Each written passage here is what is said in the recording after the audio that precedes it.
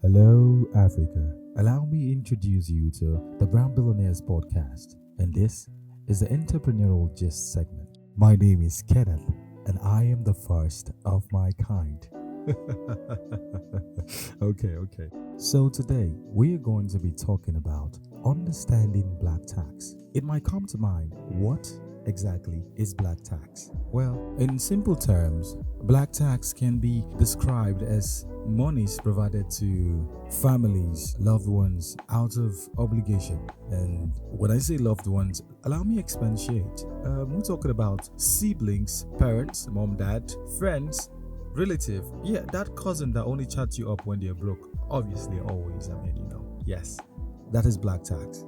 Or technically, when a family member accidentally swallows a shovel, or the moon fell on your uncle's roof. Yes, you have to fix that too. It's called black tax. Come on, you have to submit the family, Charlie. You have to do something about it. Have you heard the term urgent 2K? Hey, sorry, bro, what's up? Can I get like 2K in your hand? I want to do something. Charlie, I need transport. I'm sorry, Ken, I'm in a fix. Can you assist me? Urgent 2K. It has been said that a lot of people live by urgent 2K. Now, before you judge me, let's take a quick survey. If I am currently unemployed and I have 30 friends that I ask for urgent 2K, towards the end of the month I know they're going to get their salaries. That is, urgent 2K multiplied by 30 of my loving friends is equal to 60,000 naira. Apparently, that amount of money is kind of above minimum required wage in the country. Getting fully employed on the urgent 2K system.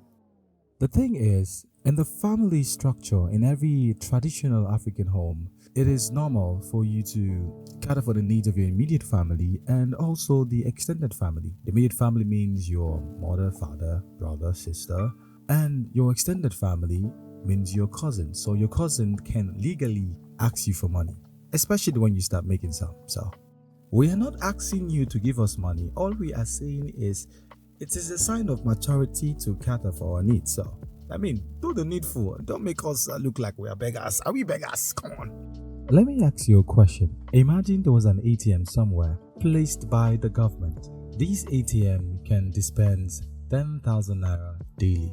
Now, I want to ask you some few questions. You listening to me on this podcast, would you withdraw once today and maybe tomorrow and next tomorrow you will not go back to the ATM? Or would you go, or should the question be, how often would you go to the ATM to withdraw money? The truth about the matter is, 100% of the people will keep going to that ATM until the whole money finishes. As a matter of fact, some people would even try to test the other thumb. If this right thumb gives me 10k, maybe the next left thumb can give me another 10k. So maybe I can end up getting 20,000. You're going to withdraw that money every single day until the ATM stop dispensing. Now, the reason you're taking only 10k is because you were told that is the maximum the ATM can give. As a matter of fact, people like me will go and call my friends to tell them, hey, what's up? There's this ATM that gives you 10,000 naira. But the thing there is you have to pay me 2k to be able to show you this ATM.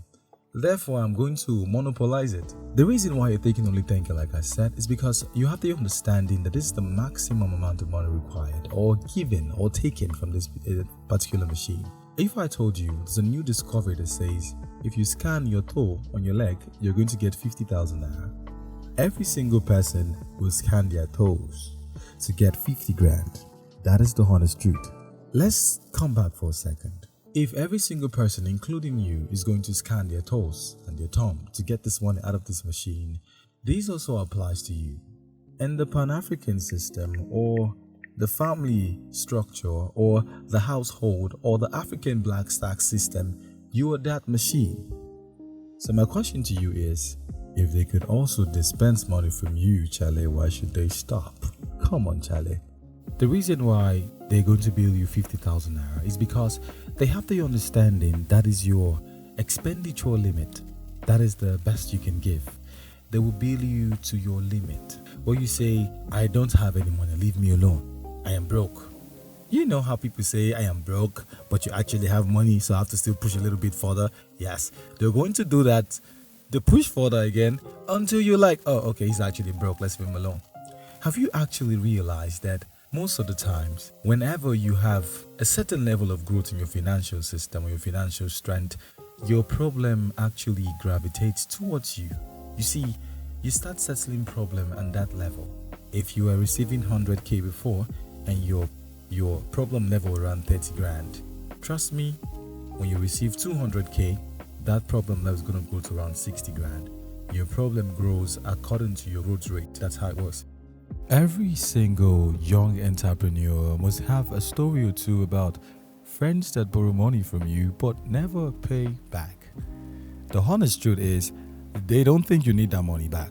I mean, you're a boss, CEO. What do you need 5k for? 5k that I borrowed. I mean, you're bigger than that, please. You're bigger than that. You just want to be wicked. You don't want to dash me money. 5,000 I collected from you and you're just shouting, please. All of this is to the detriment of your business. So the question then becomes, how does black tax affect you as an entrepreneur? One of the problems with developing countries like Nigeria is the ratio of unemployment is significantly larger than the people who are employed or doing business. Now, these are adults that have bills to be paid, and these bills are mostly likely to be paid by people like you and myself. I know it's depressing, but it is what it is. So let's look at this for a second. How does this affect your business? Well, for one, it puts so much weight on your profit. Let's say, for instance, your monthly turnover in your business is 100,000 naira and you're spending 50% of that on black tax. This is going to leave significantly 50%, which is 50 grand. 50,000 naira you have to pay yourself, and if you have a staff, pay that staff too. You're struggling to survive. Remember, every single person has to pay themselves. Even as an entrepreneur, you got to pay yourself too. The same way you pay your staffs, same way you pay your light bill, your water bill, etc. Also understand that you are your first priority. This means you have to pay yourself first. Have you seen those business owners whose business you know make a lot of large income, but they don't look like they make pennies? Yeah, they have so much weight on their black tax. Okay, another thing is it's going to rob you of your rich guy behavior. Let me just put this out there. Most times, rich guys have a period, a time frame that they give out money to family and relatives. With black tax, you can't really do that. Understand that the blackmail never stops. For example, you got your mom calling you saying stuff like, "You know, we took care of you when you were young. We took you through school. We're asking for this. You can't even give us." Hold up, mom. Hold up. You have to find a way to ensure you curtail the information they have. For example, ensuring they don't know how much the total money is. Like the ATM scenario I gave. They are going to withdraw to the limit. If they know they can take 10 grand from you, they're always going to ask for that 10 grand. Or even push for more. Now, having understood exactly what black tax is, the question then becomes, how do we curb black tax? How do we sort it? Because eradicating black tax could be a nightmare. A couple of years back, I had a friend. He was carrying so much of his family weight. He was the third one of the family, and he had so much black tax on him, being the most successful. So he came to me, he said, "Yo, I'm going through this. I can't even save up from my business. I'm tired, I'm stressed out. They keep demanding. I keep providing, I'm tired." So I told him, "How do you think you could sort this problem you have?" He said, if he moved away from the family house, he was going to be far away. I mean, let's think about this. He's the third one of the family. What happens to the first or the second born? Are they women? Are they married? He said, no, they're all men. If they're all men, why are they not providing the black tax also? A couple of weeks later, he moved out, and I could still see his doings on his WhatsApp status because he felt if he was far away, then they couldn't see him to bill him. Well, if you're still posting stuff, your exotic lifestyle, your WhatsApp status, they can still see you. And if your phone number is still reachable, they can still bill you. So apparently, moving away from the family house didn't solve the situation. You have to introduce something called collaboration. Collaboration is having more people join you, sort the black tax out. It puts a little bit of weightlessness on your shoulders. It's a principle. If every single person understands that they have to contribute certain amount of money, the axing or dependency syndrome in their mind will be drastically reduced. Understanding the principle of giving, it is solely not so much about how much money they can assist you with, it's about the mentality. When you train people to become givers, receiving becomes obscure. You need to attain something called financial goal. I have a friend who is the first daughter of a family. At the end of every month, she has so much bills piled up that she has to sort. And when she complains to me about XYZ she has to sort out and having to borrow into the next month to pay back at the end of the other month, and this becomes a cycle. It's like chasing your own tail. I asked her a question. Do you have savings? Now understand, saving is not spending what you have and putting what is left aside. Saving is putting what you need aside and spending what is left. Because true power is understanding that no amount of money is ever going to be enough. Therefore, if you're planning to save at your own convenience, you might never save. Understanding money requires discipline. If you're a salary earner, even though this podcast is strictly meant for entrepreneurs, it still applies. You're supposed to have some amount of money that you should deem yourself fit to save at the end of every single month to show your profit strength for your business and for yourself. Because truth be told, this would actually help you curb the black tax. You will not believe, at the time I'm recording this podcast, my kid sis just came to bill me. And I told her, I don't have money. You see, understand that your family is also going to come when you have money and when you don't. Have you ever wondered why when you don't actually have money and you tell them, I don't have money for this, they go away like the problem never existed? So, you should learn to apply it even when you have those money that you want to keep aside. You gotta be smart. The next rule is demanding repayment. A repayment plan is actually needed. You know, for someone like me, when I make new friends, they just assume automatically that I have one money stocked aside that I call friends fund. So, they normally come up with one issue or the other. Oh, Ken, oh my God, my wife is sick. My child needs surgery. There's no food in my house. I need to fuel my car. Nya, nya, nya, nya, nya. A to Z. I have actually understood that most times this is just a means they devise to extract money from me. So what I do most times is I basically give them 50% of whatever they ask me. Let's say, for instance, somebody has a 100K problem. I'm most likely to give you 50K. The reason I do that is because I have to ensure the money is comfortable for me to dash you. A dash is me gifting you that cash and not expecting any form of repayment. Because most times, they never pay back. And the truth about the matter is, I actually want them not to pay back. I want them to default. Let's call it a subscription plan of friends never asking me for money again. Because if you don't pay the one you asked me for, you're naturally not supposed to come back to me to ask for another one. Unless you are mad, and which is 60% of our population.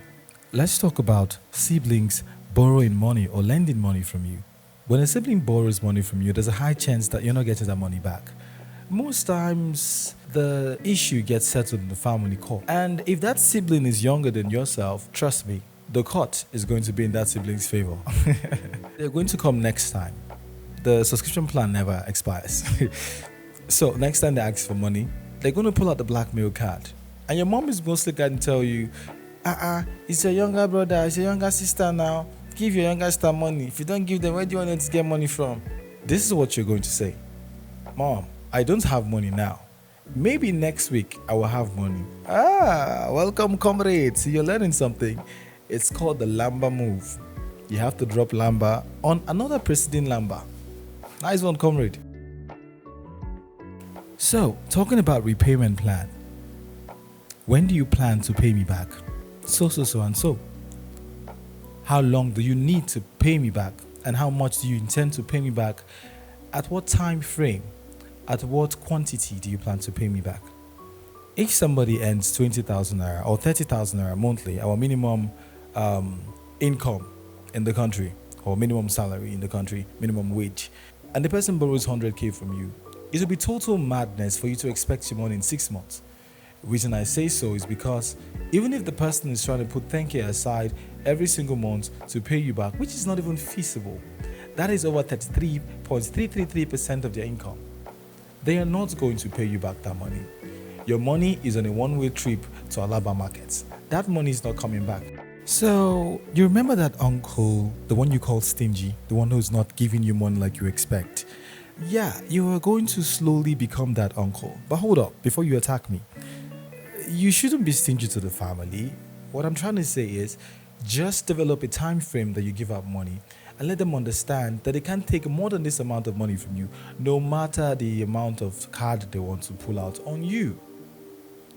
Like I said about the ATM thing, if you know the ATM can give you more than 10,000 naira per withdrawal per day, you're going to try and get that money using whichever means possible.